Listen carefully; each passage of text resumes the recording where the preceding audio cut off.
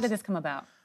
Basically, my approach to my art is that art serves a space where dialogue can happen. Various topics. And in the past few years, I've been dealing with groups that are outside of minorities who are outside of community. These projects were very, very strong and very demanding. And at one point, I realized that I need to change something in the way that I do art, and that was to look for success and look for strength and power. Okay. In my life, being around women leaders was always inspiring and actually brought me, I would say, to art. And that was, for me, then it was natural for me that I will go to that point. And I sat basically and wrote the concept, and there you go. And then it started. Okay. So it was just really looking for strength, power, success. And you found it in over 100 women, which is the exhibition includes, right? Yes. Okay. And seated with us is one of these women. Yes. Georgette, one of the lipstick. What was it like for you to be chosen as a lipstick leader? It was firstly an honor, and I was very flattered. And I think, as many people do when they're suddenly put on the spot, they feel a little intimidated. So you also, depending on your personality, might question your capacity. And are you able to live up to this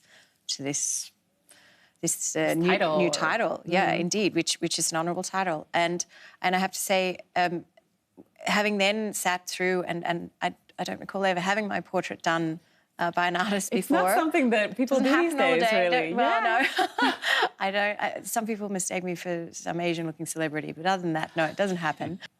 So if we just summarize a little bit of the process that you went through with each woman, is you drew obviously their portraits in black and white. Yes. It caught my eye that they are all quite serious. Yes.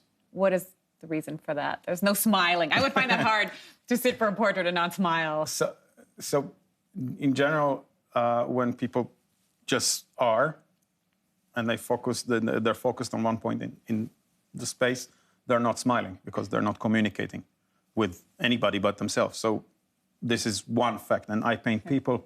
I'm not painting in the idea of people. I'm not coming to entertain you. I'm just documenting. And there's like, for me, the question that comes out, or the way that I see it, leadership is something very, very serious. And you have, as one of the leaders says, I have more bad decision to make in a day than good decision, or positive, let's say so. And harder, tougher decisions. Let's say that. Yeah. And so for me, the idea is the basic idea of lipstick leaders is to create a wall where you see leaders. And in the past, when we talked about leaders, we saw serious people. We saw people standing with an armor or with a horse. So you can't be a leader and smile? I think that for the way that I see it today, we have this picture that everything is easy and nice and cute. And women leaders, even if they lead, and even if they have to fire half of their staff, they still have to be photographed as smiling and happy. And this is not like that. For me, the way that I see it is much more important to look at the serious point, at the responsibility.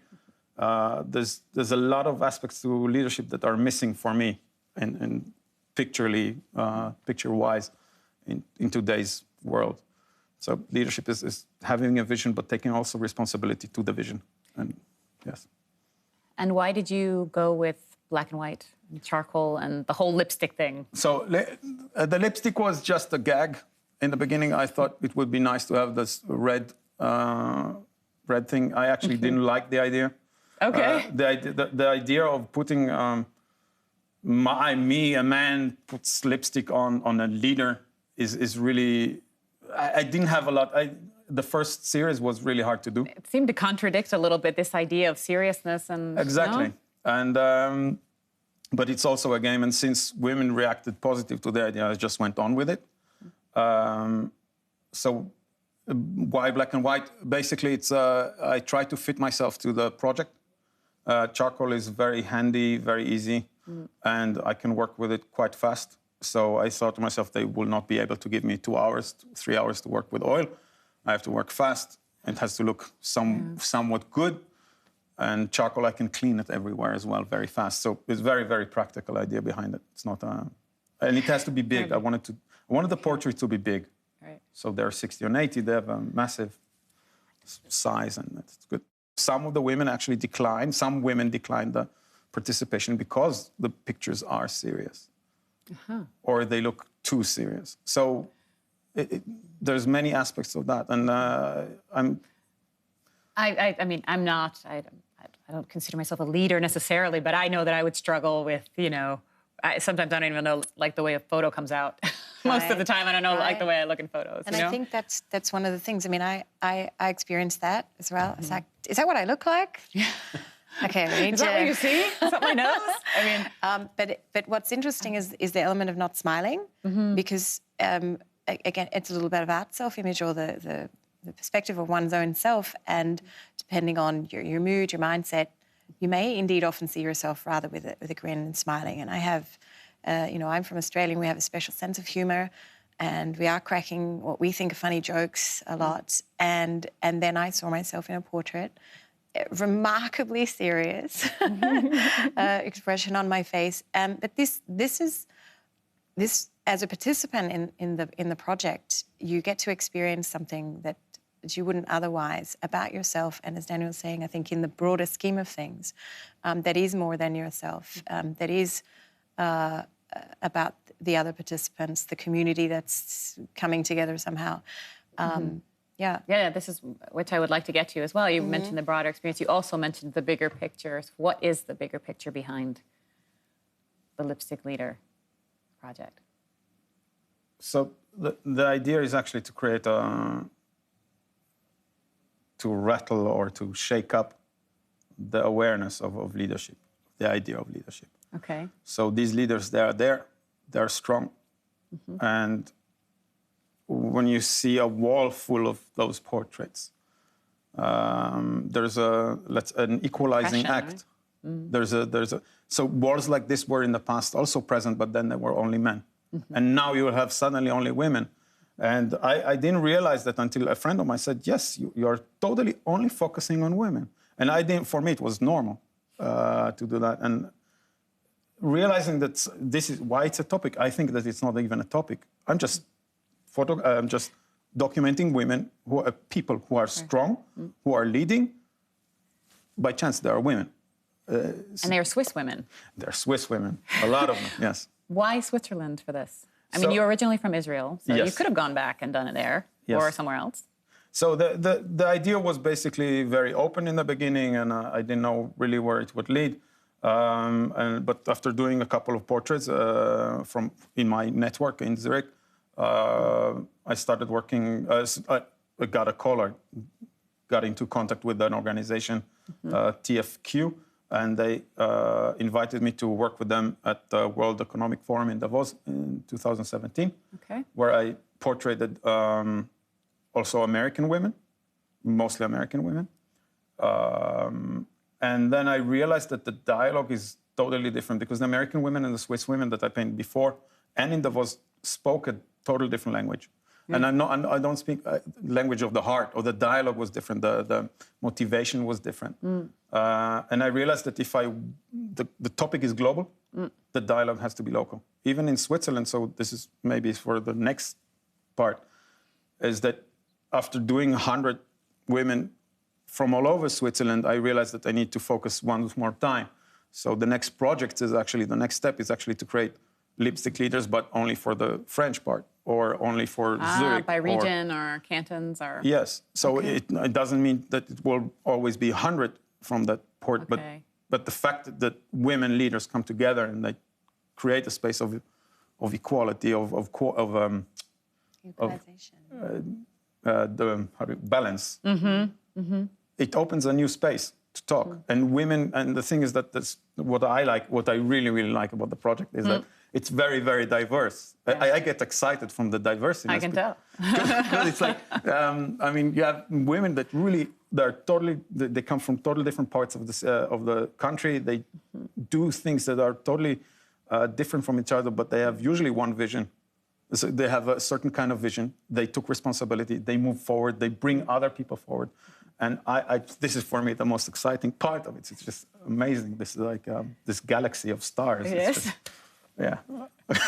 And I feel like I don't want to take the air out of your balloon. Please, no. As we're finishing up, do.